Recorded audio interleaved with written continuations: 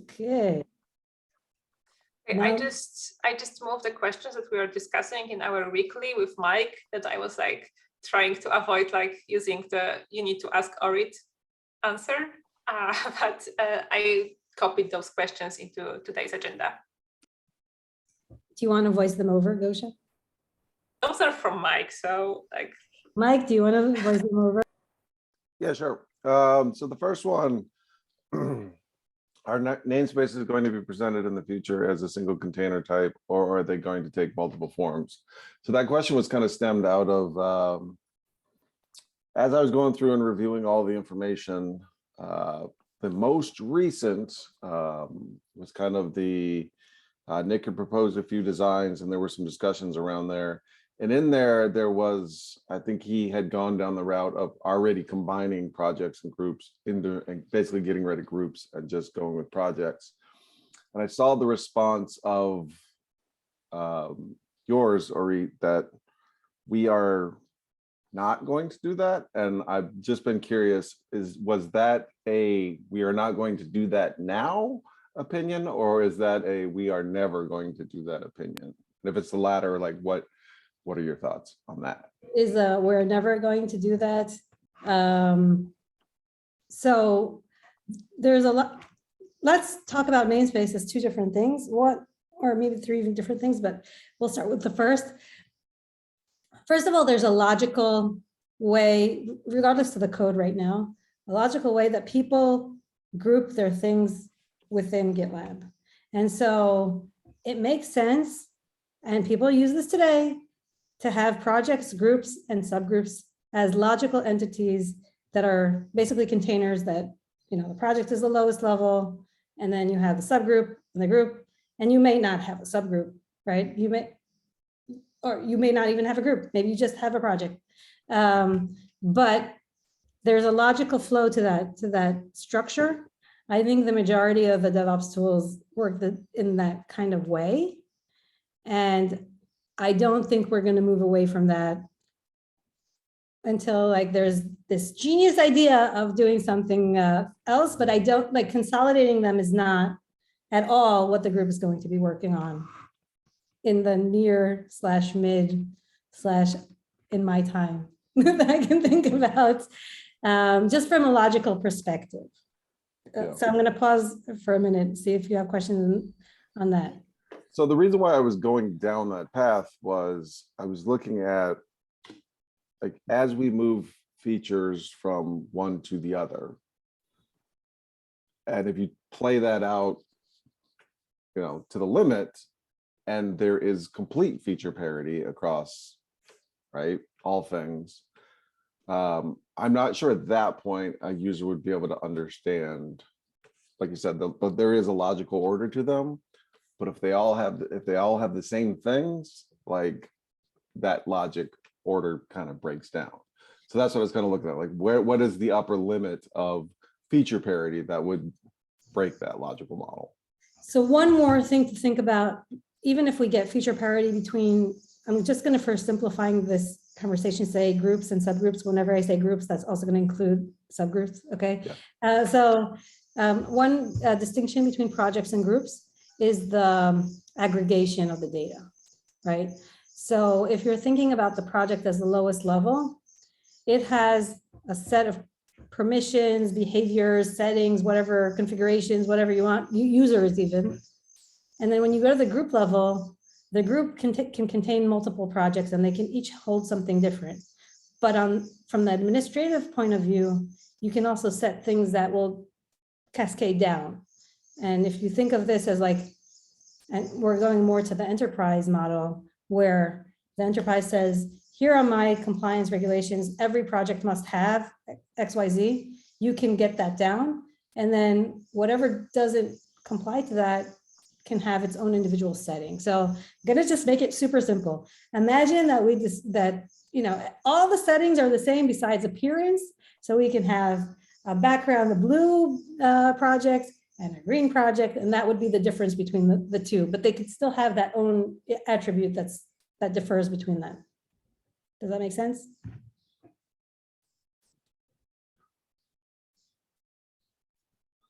think the data aggregation point in particular is a really defined line for us that really helps us push forward with why keep those legacy structures.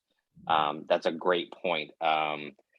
I think, you know, when I was thinking about this trying to put my user cap on, thinking of if we push this all the way out, right, to feature parity across groups and projects all the way, the question then becomes for a user, you know, it used to be, why can't I do this at this level? And then you push that out to that degree, and the question becomes sort of a semantics issue, which is much less of a problem. You're giving flexibility, and as you said, Arit, in particular, as we move towards the enterprise model in particular, they're going to want that flexibility, whether the name is this or that, as long as they have that flexibility of feature parity to meet their already proposed structure. I think that's super important. Yeah, I'm going to touch upon something that's not workspace based, but it helps understand, and that's permissioning. And the enterprises, especially the highly regulated industries, they're looking for least privileges for people. And so they want people to have specific privileges in a specific project, and they don't want that to cascade. So also the like separation, I'm going to say duties, but it's really separation of projects here, is really fundamental to address that specific use case.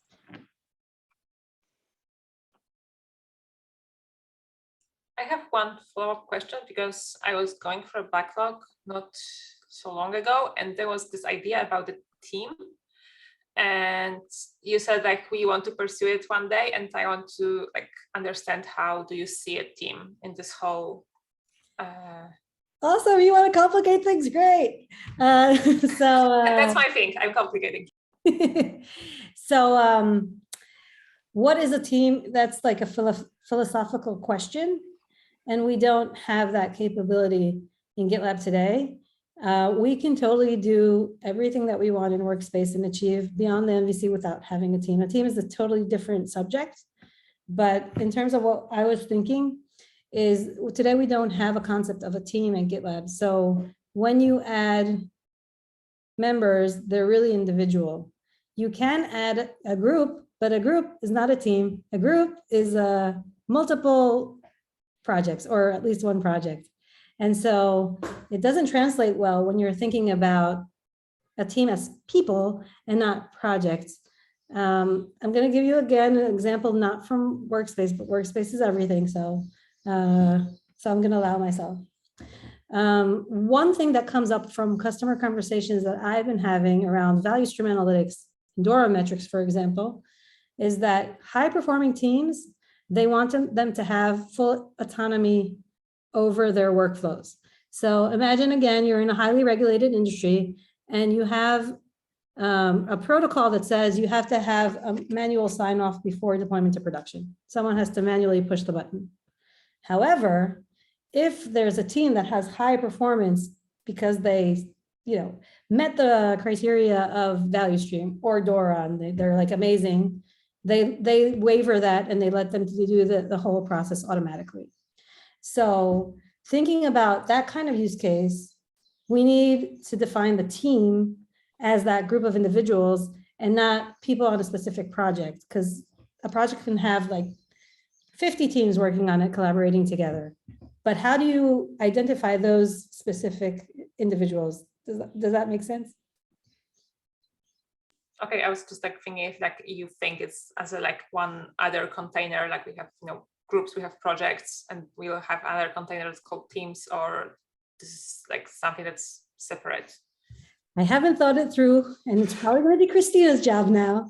But the way that I'm thinking about it, to put it simply, and this can change because really it's a whole different project, it would be like a container of users, not projects and groups. And correct me if I'm wrong, but we were thinking in teams as in sort of a flattened hierarchy structure, instead of not a flattened hierarchy, a flattened structure versus a hierarchy. And that was sort of, and it was at the time period in particular where we were really sort of exploring the landscape, seeing what everyone was doing, and not really applying it to production workflow right now. Teams, in my mind, brings up some of our competitors that have a very flat hierarchy. They're flat in structure. There's no hierarchy whatsoever. It seems like that would be very limiting for us, especially given the data aggregation line that we already drew. I do imagine team would have to have really close collaboration with the auth team, because I can see this, like SAML groups, LDAP groups, bringing in the definitions from a third-party system.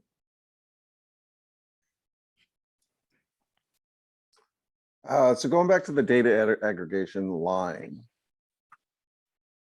I guess I'm just thinking about it like, if that is the goal of a group, I feel like we've already extended beyond that, right? Once things start existing, epics, labels, things start existing at that group level, it ceases to be a data aggregation tool, and it starts to be a data aggregation tool plus feature aggregation or feature housing, basically. And I think this problem just gets worse over time. So, repository. I think we talked about it, Gosha, at one point, like nobody's asking for repositories. And then Gabe gave us a whole slew of evidence that people do actually want repositories at the group level, which is interesting. But I guess once that happens, like the data aggregation aspect of groups, in my opinion, gets so muddied that yes, it does do that, but it also is trying to do other things. So it seems like if we're going to maintain this hard line, we would almost have to scale back groups at this point, rather than add features to them. And let them be a peer aggregation mechanism.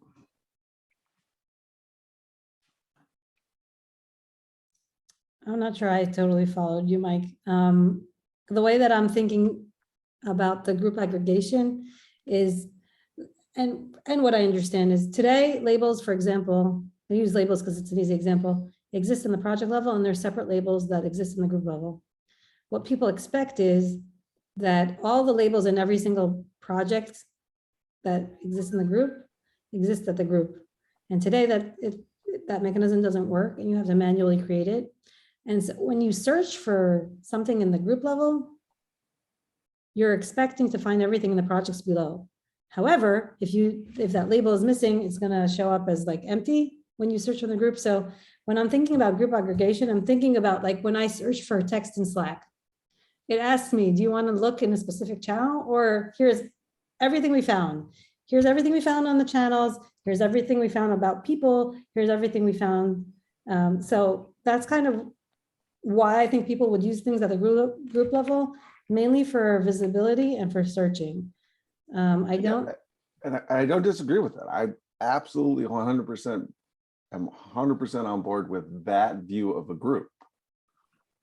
But if they're also using them as another place to house things, let's say issues, right? I think that's a pretty common one. They want to put issues at the group level because it doesn't belong in this project.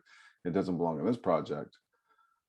Then it ceases to have, like, to design a flow ideal for the user where they can go in and accomplish that task. And that task is to look broadly across things. But if there's also these assets that are tangential to that, then it's going to muddy that flow.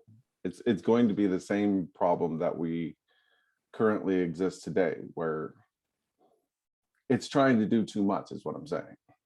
I fully am on board. I believe we need an aggregation mechanism desperately. I'm just not sure groups as they exist today is the correct aggregation method for that, because they're already trying to do more than just that. I don't think people are using solely for that purpose.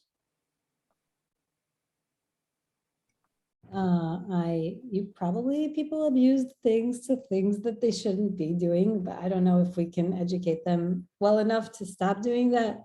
In your example, from creating issues at a group level because no other project fit into it. I would say people are treating the issue like an epic, and now that we introduce tasks, that may make sense. For those of you who use Jira, you can actually define the hierarchy wherever you want, and you can have issues and tasks and issues and epics and pillars and themes. And I don't even know what goes on top of that. Maybe one day we'll do that too. I don't know. I guess maybe let me see if this will make it clear, right? So as long as you have buckets that contain assets, and then you have things that aggregate those buckets, as long as you can have assets at this layer, then you're going to want to layer on top of that. And as soon as that has assets, then you want a layer on top of that. The only way to stop the madness of climbing the ladder continuously is the top level group, is the workspace. But then people just want to be able to, if there are assets there, then people want to collect those assets. Anytime there are assets, people are going to want to collect them. So the only way to stop the madness, in my opinion, is to have something whose job solely its job is to contain things, not to also have assets as a part of it. And the groups already are able to contain assets. And if we continue down the feature parity path, that problem is just going to get worse and worse and worse. And what pain point does that show the users at the end of the day? So let's go back to the issues example. If I create an issue at a group level, and then I have another group, I need to be able to see these two issues related to each other, but it inherently lives in another group. So there's no connection mechanism there. Whereas if it was a pure aggregate thing, then everything would have to be below it. And maybe it could look this way and that way, but as long as you have to go, aggregation has to look down. It can't look horizontally, is what I'm basically trying to say. We've spent 19 minutes on this. We could probably async this and move on from this, but and get to the other questions, because the other questions are also very important. So I'm happy to continue on this if we want, but we are running out of time. Okay, so on to the next question. The top level mechanism. What is it? Oh, And I don't know I'm not expecting an answer from that. I was more looking for what your thoughts were on that. Okay, that's the $1 million question. I think this is the most important open issue, which is not defined yet. We started the project bottom up and not top to bottom. So we're really starting from feature parity, and then at some point we'll get to the top level group. In my mind, the top level mechanism or group is simply a group. We could define specific behaviors to that top level group when it makes sense. Maybe your example is one of them. Maybe we don't allow creation of assets at that top level. Maybe. I think it's too early to decide. And I'm going to leave it to Christina's hands to decide that. However, I'll give you an example of a feature that I think would be only in the top level and wouldn't go down, though it's also open for discussion. Billing, okay? So thinking about a workspace as like the thing that holds everything for a specific organization. Probably there's one person who is in charge of purchasing, licensing, and checking billing and whatnot. And so they can extend, renew, things like that. I'm not sure that makes sense to be way down at the project level. Maybe it does, because there could be business units that have different budgets. So there is a use case for that as well. But for simplicity, like that's one that I can think of. Another one would be claiming domains, for example. Usually an organization has one or multiple domains, and all their groups and members are part of that domain. So I don't see it, multiplying throughout the different projects.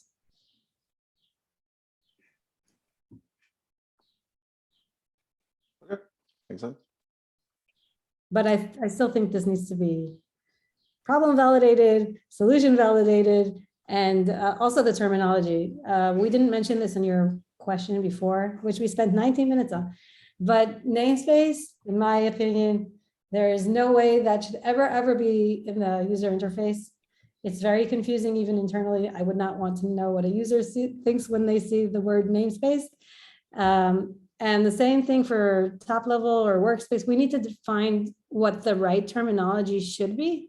And I think there's a validation issue open for that as well. Some of our competitors use the word spaces. Some use org. Some use workspace. So we just need to figure out what we want.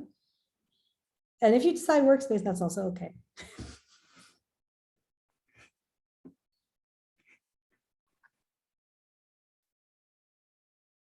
Any more discussion on that one, or ready for the third one? Hit me. Organizational model, inheritance model. It's a very similar question to the first question, honestly. I think at its core, but a lot of the stuff that I saw as I was going through those videos was that kind of problem of cascading, inheritance, things needing to live in different places in the tree that are hard to make them live. Is that on the table? Should we be considering that? Just want to make sure that I understand your question. You are not talking about multiple workspace support, right? I'm talking about, right now we have a tree model. There are other ways to organize and inherit things. Examples include DAG, flat. I thought of tree, but we can talk about other methods. I'm not sure. Maybe Gosha could talk to the pros and cons of each one of them. But like for simplicity, I think logically tree structure makes sense. DAG is much more flexible, but I think it's more complicated in the code. What do you think, Gosha? I would need to know more about, I'm not familiar with those structures. The tree one is the one that we have like now. So, but I know that's many organizations are asking, like, for example, group sharing. That's like the thing that we are like, that's how we're breaking the tree. And this was asked for many times. Yeah, I think there's an argument to be made that our group sharing is a form of DAG. So when we say DAG, I just mean like interconnected, not necessarily this way. Definitely not for the MVC. That helps, Mike. Right, which I figured would be the answer. It is just slightly difficult to not talk about that in relation to the first one, right? Groups and projects, and that tends to like get very dangerously close to having to have that conversation. I'm very worried about DAG because of settings and permissions and the complexity that I think that we can introduce security loopholes in that type of model. I'm not saying it's impossible. I just think it's more complicated. And I wouldn't want to start with a complicated solution. Daniel created a really nice mock-up for how to cascade settings, which I think is really simple to understand. Again, I'm not going into design, but it's really easy to understand. Like, you have a group and you have enforce globally option, and whether or not this is checked, anything that is beneath it, whether it's a subgroup or project, If this is checked, they can't even touch this setting. It'll be read-only. However, if it's unchecked, they can do whatever they want. And maybe we can show a warning sign if, you know, the top level group has, sorry, not the top level, the higher hierarchy has a different kind of setting.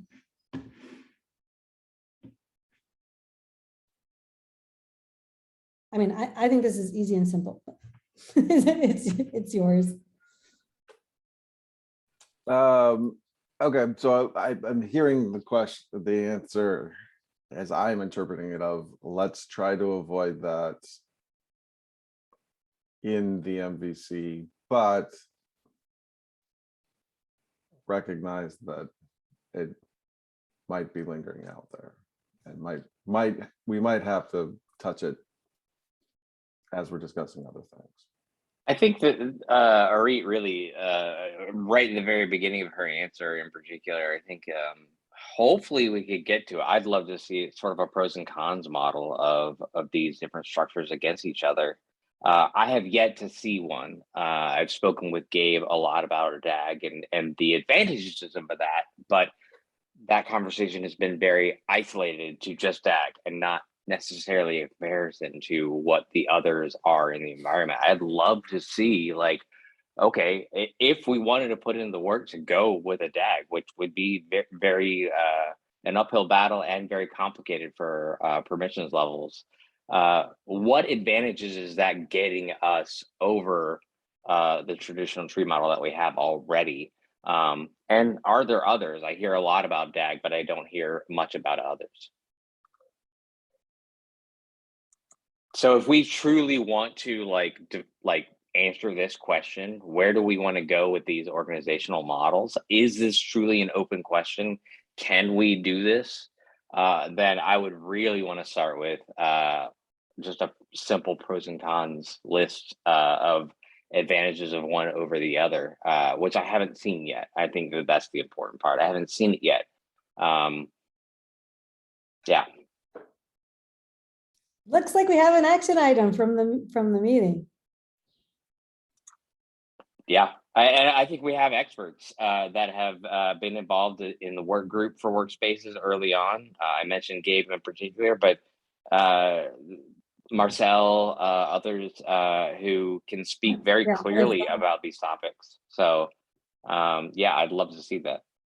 I'm also excited about the fact that it's cross-stage. I would also think that we would need to add app security as well, because I'm very concerned about permissions in this aspect. Yeah, I mean, we've already seen it, right? The sharing, we have a meeting tomorrow on that. The sharing complicates the permissions dramatically.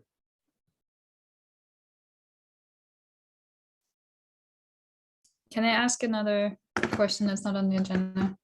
Because I just spoke to Gabe before this meeting, which was great, but also even more complex than anything I've seen so far. And he described that the very long-term goal for him would be to go into a knowledge topology model that fits to what the organization needs. Is that also how you think about it? That he showed me like this, a product flow model, organizational model, and then how knowledge is structured in the organization, and that they look very different, but that ultimately we want to match the knowledge model more to the organization, and that should be the highest goal of this, because I think it would have quite an influence on how we have to think about it, but it also made the whole space a lot bigger than what I've seen so far. I don't know much about that. Okay. I will do some research. He sent me a ton of book links and documentation on that.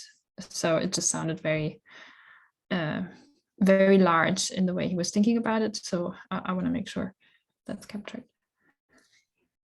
Great. Well, we're at time. So thank you, everybody. I hope if we need another follow-up session, please feel free to schedule.